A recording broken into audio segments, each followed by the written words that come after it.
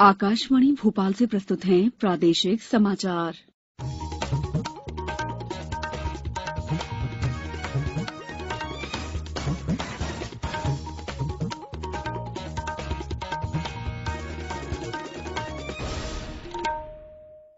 नमस्कार, समाचारों के साथ मैं दीपा सिंह। सबसे पहले एक अपील। कोरोना संक्रमण को देखते हुए आपसे अपील है कि लापरवाही न बरतें और इन आसान उपायों का पालन कर सुरक्षित रहें। मास्क लगाएं, 2 गज की सुरक्षित दूरी बनाए रखें, बार-बार हाथ धोएं, साफ सफाई रखें और टीका अवश्य लगवाएं। लोगों को कोविड से संबंधित जानकारी देने और उनके मार्गदर्शन के लिए राष्ट्रीय हेल्पलाइन कार्यरत है। इसका नंबर है 01123978046 और 1075। अब मुख्य समाचार। प्रदेश में कोरोना संक्रमण काबू में आया। 22 जिलों में कोरोना का कोई भी नया मामला नहीं मिला। सीबीएसई की 10वीं परीक्षा के नतीजे 20 जुलाई तक और 12वीं परीक्षा के परिणाम 31 जुलाई तक घोषित किए जाएंगे। परीक्षा परिणाम तैयार करने के फॉर्मूले से सुप्रीम कोर्ट सहमत। केंद्र सरकार ने आयुध निर्माण बोर्ड और उसकी फैक्ट्रियों को कॉर्पोरेट कंपनियों में बदलने की मंजूरी दी। और सफलता की कहानी में सुनिए आम के आम गुठलियों के दाम। अब समाचार विस्तार से। मुख्यमंत्री शिवराज सिंह चौहान ने कहा है कि कोरोना संक्रमण की दृष्टि से मध्यप्रदेश देश के 28 राज्यों में सबसे नीचे आ गया है। प्रदेश में कोरोना के 145 नए प्रकरण आए हैं और संक्रमण दर घटकर 0.2% रह गई है। वहीं रिकवरी रेट बढ़कर 98.5% हो गया है। मुख्यमंत्री शिवराज सिंह चौहान ने कहा है कि अब प्रदेश अनलॉक हो रहा है और आर्थिक गतिविधियां प्रारंभ हो गई हैं। अतः हर व्यक्ति को कोविड अनुकूल व्यवहार और कोरोना गाइडलाइंस का 100% पालन करना अनिवार्य है। थोड़ी भी असावधानी भारी पड़ सकती है। 100% व्यक्ति मास्क लगाएं, परस्पर दूरी बनाए रखें, कहीं भी भीड़ वाले इलाके में न जाएं। कोविड से सुरक्षा के लिए टीका अवश्य लगवाएं। मुख्यमंत्री श्री चौहान कल मंत्रालय में कोरोना की स्थिति और व्यवस्थाओं की समीक्षा कर रहे थे। प्रदेश में कोरोना के एक्टिव प्रकरणों की संख्या 2984 रह गई है। अब प्रदेश के 6 जिलों में ही 5 से अधिक कोरोना के नए प्रकरण आए हैं।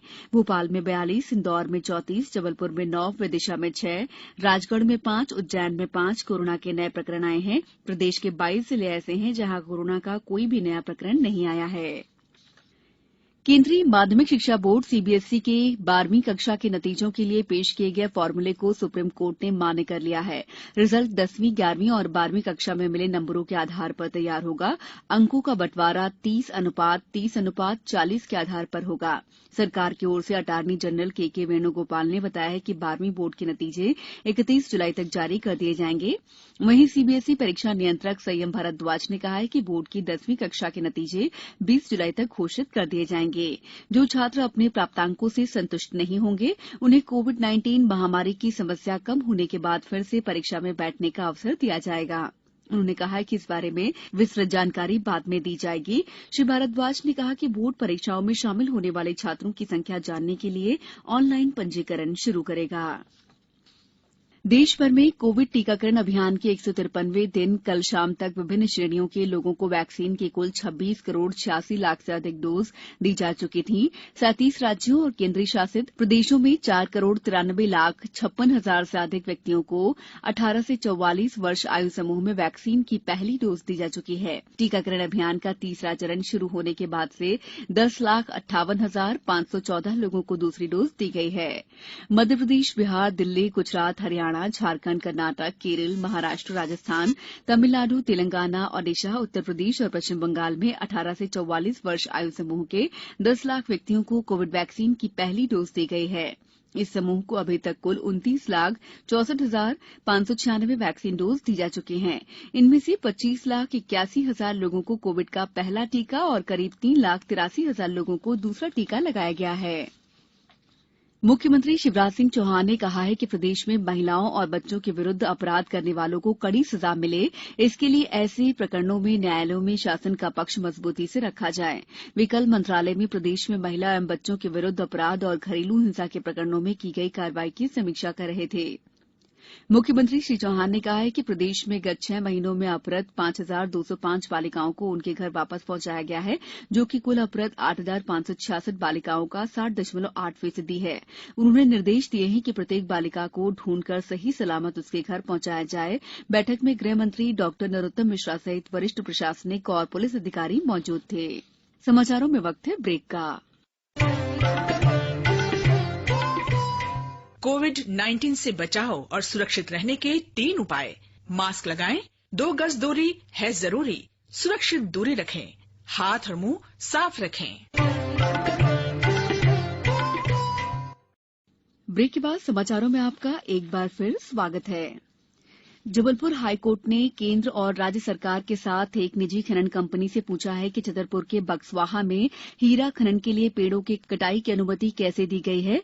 चीफ जस्टिस मोहम्मद रफी और जस्टिस विजय कुमार शुक्ला के बेंच ने नोटिस जारी कर 3 सप्ताह में जवाब मांगा है।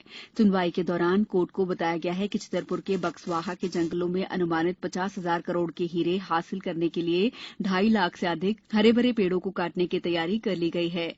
दूसरी ओर बक्सवाहा में हीरा खनन करने के लिए कंपनी को जमीन दिए जाने के विरोध में राष्ट्रीय हरित प्राधिकरण ने भी एक याचिका जारी की गई है। इस पर प्राधिकरण ने कंपनी को 30 जून तक अपना जवाब पेश करने को कहा है। केंद्रीय मंत्रिमंडल ने आयुध निर्माणी बोर्ड और इससे संबंधित 41 फैक्ट्रियों को सार्वजनिक क्षेत्र रक्षा उपक्रम की तर्ज पर 7 कॉर्पोरेट कंपनियों में पुनर्गठित करने की मंजूरी दे दी है। इस कदम का उद्देश्य इन 7 कंपनियों को अधिक स्वायत्तता देना और उनकी विश्वसनीयता बढ़ाना है। आयुध निर्माणी बोर्ड का वार्षिक टर्नओवर लगभग 19,000 करोड़ रुपए है। 100% सरकारी स्वामित्व वाली ये कंपनियां युद्ध सामग्री और गोला बारूद, वाहन टैंक, अन्य हथियारों और उपकरण तथा पैराशूट का निर्माण कार्य करेंगी। रक्षा मंत्री राजनाथ सिंह ने कहा कि इस पुनर्गठन के बाद बोर्ड से संबंधित लगभग 70,000 कर्मचारियों की सेवा शर्तों, वेतन, अवकाश प्राप्ति और अन्य लाभों में कोई बदलाव नहीं होगा। पर्यावरण को हरा भरा रखने के लिए प्रदेश के सतना जिले में एक नवाचार किया जा रहा है। जिले की शासकीय वेंकट स्कूल में पदस्थ शिक्षिका अर्चना शुक्ला ने पर्यावरण बचाने के लिए जिले में आम के बीजों को इकट्ठा करने का अभियान शुरू किया है। उनके इस अभियान को नगर निगम सतना द्वारा संचालित किया जा रहा है। इसके तहत शहर भर में कचरा गाड़ी लोगों के घरों से और दुकानों से आम के फल के बीज को अलग से इकट्ठा कर रहे हैं। ये प्रक्रिया करीब 1 महीने तक चलेगी। 1 महीने में इकट्ठा किए गए आम के बीजों को फॉरेस्ट विभाग की मदद से मिट्टी में लगवाने का काम करेंगे। इस पहल से पर्यावरण को हरा भरा बनाने और इसे बचाने में मदद मिलेगी। शिक्षिका ने पिछले साल सीताफल के बीजों को इकट्ठा कर विद्यालय परिसर और आसपास के क्षेत्रों में लगवाने का काम किया था। इसके अच्छे परिणाम सामने आए थे। मुख्यमंत्री शिवराज सिंह चौहान ने कहा है कि 21 जून अंतर्राष्ट्रीय योग दिवस से पूरे देश के साथ ही प्रदेश में भी कोरोना वैक्सीनेशन का अभियान प्रारंभ होगा। मुख्यमंत्री श्री चौहान कल मंत्रालय से वीडियो कॉन्फ्रेंसिंग के माध्यम से प्रदेश के सभी आपदा प्रबंधन समूहों को संबोधित कर रहे थे। उन्होंने बताया कि अभियान के अंतर्गत 18 साल के सभी व्यक्तियों को कोरोना का वैक्सीन निःशुल्क दिया जाएगा। प्रदेश के 7,000 टीकाकरण केंद्रों पर एक साथ अभियान शुरू किया जाएगा। भोपाल के वन विहार राष्ट्रीय उद्यान में कल से शुरू हुई पर्यटन गतिविधियों में पर्यटकों की अच्छी खासी उपस्थिति दर्ज की गई। वन विहार संचालक ने बताया कि सुबह 6 बजे से रात 7 बजे के बीच 1,000 से अधिक वन्य प्रेमियों और आमजनों ने वन विहार का भ्रमण किया। इन पर्यटकों से वन विहार प्रबंधन को 47,120 रुपए की आय प्राप्त हुई है। अब कुछ समाचार संक्षेप में। रक्षा मंत्री राजनाथ सिंह ने उत्तरी और पूर्वी सीमावर्ती क्षेत्रों में सीमा सड़क संगठन द्वारा निर्मित 12 नई सड़कों का लोकार्पण किया। देश में अब तक 26 करोड़ 55 लाख से अधिक कोविड के टीके लगाए गए हैं। जबलपुर में आज झंडा सत्याग्रह कार्यक्रम मनाया जाएगा। कार्यक्रम में केंद्रीय पर्यटन और संस्कृति मंत्री प्रहलाद पटेल उपस्थित रहेंगे। किसान कल्याण और कृषि विकास मंत्री कमल पटेल ने कहा है कि ग्रीष्मकालीन मूंग फसल उत्पादक किसान समर्थन मूल्य पर फसल के विक्रय के लिए 20 जून तक पोर्टल पर पंजीयन करा सकते हैं। सरकार ने एक नए आयकर पोर्टल में आ रही दिक्कतों के बारे में लिखित सुझाव आमंत्रित किए हैं। सुझाव 18 जून शाम 7 बजे तक fmo@nic.in पर ईमेल किए जा सकते हैं। अंत में मुख्य समाचार एक बार फिर। प्रदेश में कोरोना संक्रमण काबू में आया। 22 जिलों में कोरोना का कोई भी नया मामला नहीं।